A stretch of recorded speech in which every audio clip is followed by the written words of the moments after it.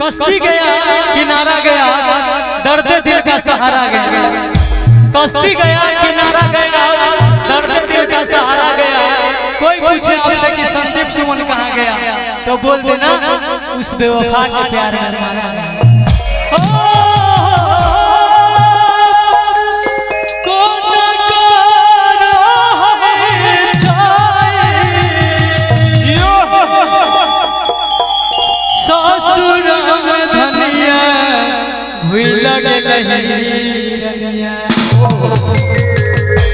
केकरा केकरा धोखा मिलल भाई।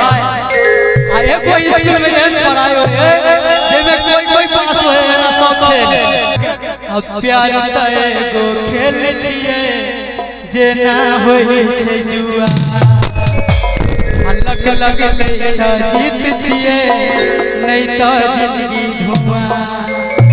एगो स्कूल होय छै जेमे केकरो केकरो प्यार सफल होय है ना सब।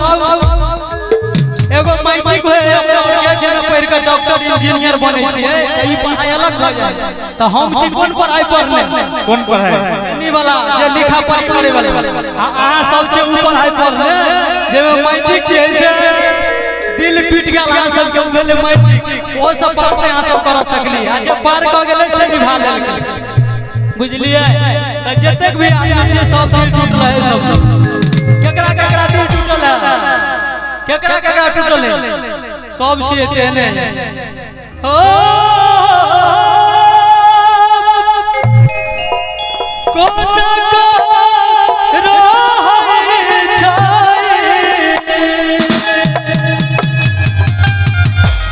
ससुर में धनिया लगलही रनिया। ओहो एक मिनट भैया। और जितने भी भगवान के गांव से बराती हमारे जी अपने सब बैठो, कार्यक्रम चलते रहते अपने सब भोजन पाओ। अपने सब रिक्वेस्ट बैठो अपने सब।